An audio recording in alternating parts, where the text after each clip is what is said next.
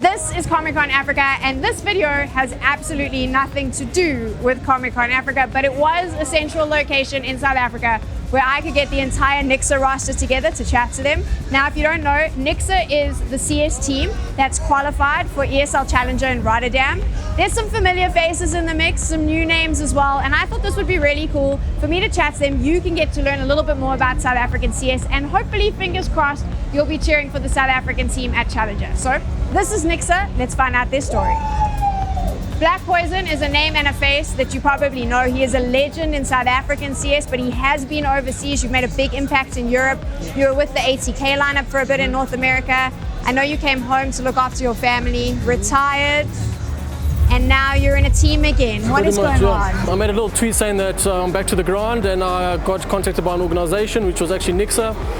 And after that, what happened was I decided to handpick some players that I wanted. And for example, Kani was available, Adam was still in an org and all of that, you know. But we managed to get the players that we needed, and we said, you know, let's just give it a try and see what happens, and just commit ourselves, just this year, practice every single day, and take the gamble. You handpicked this lineup? Yeah, well, pretty much actually, yes, I did, yeah. So tell me, I mean, obviously we see Sonic popping up again, also coming out of retirement. What was the decision to bring him in? Our previous roster, it was a good roster, but you know, there was a bit of issues in game that we had with fragability and all of that, which is common in every team, you know. So we were getting close to the ESL playoffs, and we were like, shit, we need, excuse my language, we need a bit of firepower, and I realized Aaron was actually available, you know, during that time, and I was pretty confident he would say yes because he's just chilling. So I said, let me just give him a call, see what happens. He answered the call, he said, yes, I'm keen. Weren't you supposed to retire? I was indeed supposed to retire, but I felt like I should come home and spread some of my knowledge to these guys. I actually thought I was just going to come and play and have sort of fun in leagues, but now it turned out that we qualified for another international event. So I guess you can't really escape it, can you? I've known you for a long time, so I'm going to call you out. You knew full well you were going to win a trip to Rotterdam. You knew you were going to win it. I know you, I've seen you, you were like, this is cool, come out of retirement, go to Rotterdam. I did a bit. I mean, I knew Nixa weren't doing too hot at the start when I came back, but I knew the players, you know, I knew them quite well except for Ken. And maybe Adam a little bit. I looked at the team and I thought, like, you know, it's a good team, it's a good makeup of players, and especially got a lot of big names like Adam and Ken, rising star. This is big for you, right? So, I mean, this is your first time you're doing an interview in front of a camera. First time, we're not talking about the tournament you're here to play, but it's the first time on land. Now you're going overseas and you're playing with, arguably in a South African context, legends of Counter-Strike. That's a lot. It is a lot, but it's a lot to learn as well. And it's a lot I can grow because of the players I'm playing with. So it's more, I'm excited to be playing with them than I'm nervous to be playing with them. That was good, hey? It was the first time he's answered a question. Good job. How old are you? I'm 19. There is a new face, and this is like the young blood, Triton. What about him stood out for you? When I first formed the team and we brought Triton in, which also Adam did recommend Triton, he spoke highly of him as a player, and he was also very young.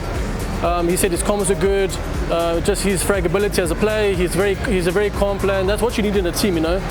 And yeah, so I think Triton, he's a really good player. I think he's actually one of the best locally, and I also think that if he ever had the opportunity to go overseas, I think he would do really well, and he would adapt really well and develop just really well as a player. And he's just, his character, his personality, all of that, it's just perfect as a player, you know. He's so calm, and he's a quick learner, so yeah, it's a good benefit. Is it difficult though? Because I've known some of these players since they were like 16, and there's a lot of big personalities in the mix. Is that a little bit strange coming in, being sort of the newbie, and they've got all these loud voices, or are you able to like hold your own with them? It was a bit to adjust to. Coming from my previous teams, people were more quiet, a little bit more reserved. So it's definitely a lot to get used to. Everyone's got, yeah, as you said, big personalities.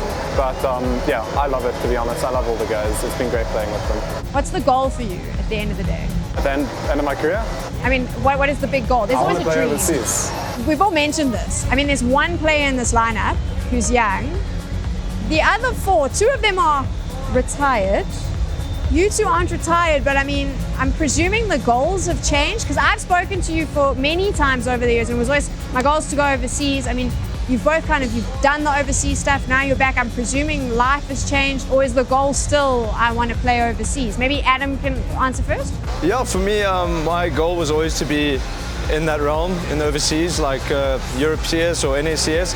I think it just as time goes on, as you get older, responsibilities start hitting your way, you get a lot more mature, so your passion for the game kind of fades a little, but I think when the opportunity came for Rotterdam, it sparks the fire again inside of you, and it just makes you interested to want to be there again. From my side, it was a lot of up and downs, especially during COVID times. That was super hard for me, but when the Rotterdam qualifier came around, it just reignited all the passion that I once had. I think if you ask anyone that plays games competitively, all of them have the dream of playing overseas, because that's what you work towards.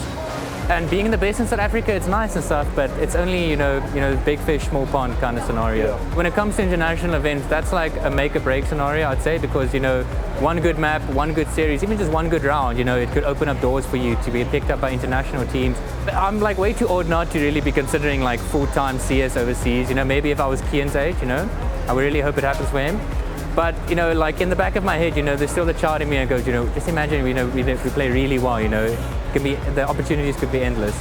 My favorite thing about you two is wherever Adam goes, Kani follows. Why is this the thing? Why is it a thing that every team you join, Kani has to join you too?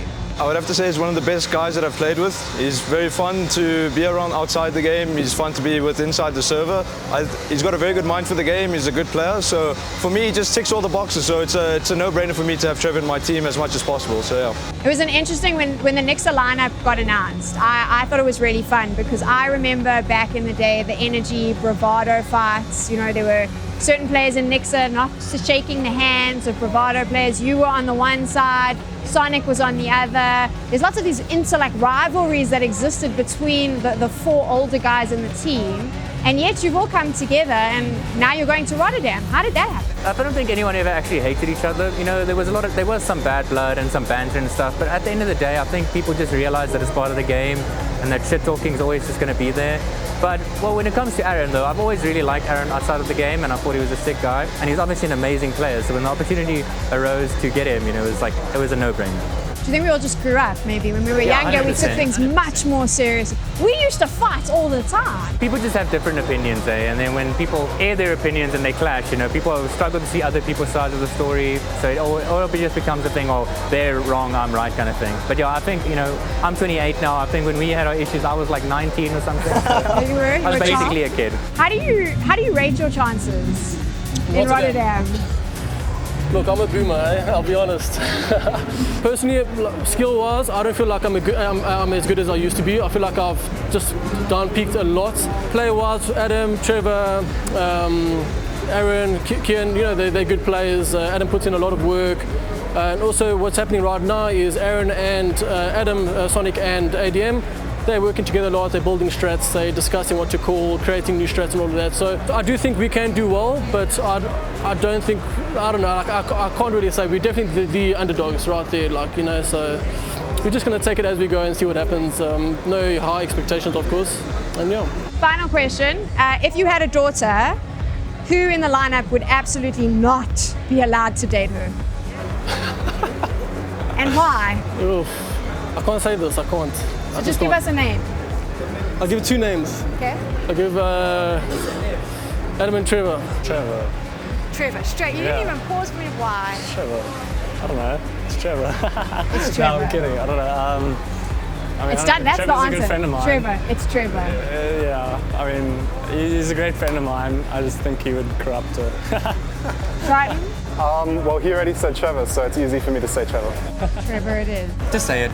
No, it's not you, because I know Okay. Trevor's really good. Trevor's really good with kids, animals, stuff like that. Whoa. Just rewind. Think about what you just said. No, context is important. No. Leave it in.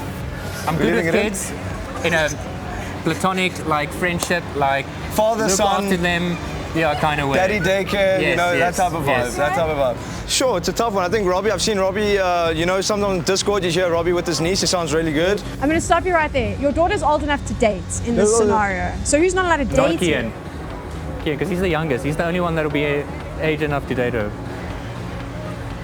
Yeah, well, I think Kian would be good for her though. Kian would probably be good. I'd have to say. I'd have to say. Why are you too hard about this question? I'd have to say Aaron. I'd have to say Aaron. Aaron, we've chosen Sonic. Apparently, Sonic is the one you would both allow to date your daughter. Absolutely. No, it won't allow. You're right. Won't allow, but he's a fantastic boyfriend. I've seen him with his girlfriend. She's not. She's in the studio right now. You won't see her, but Yeah, but it's my daughter. But it's your daughter, so Sonic's not allowed to touch your daughter. But you would literally. I'm done. This is done. It's gone to shit. Trevor would be awesome. Trevor would be. I'd be so good to her. Yeah, I know you would. So good to her. I'm not saying Aaron wouldn't. It's just. I'll make her curry every night. I know Kian would be good, and Robbie. I don't know. It's maybe Aaron or Robbie. I don't know. It's a tough one. Is it actually in the interview, huh? That's it.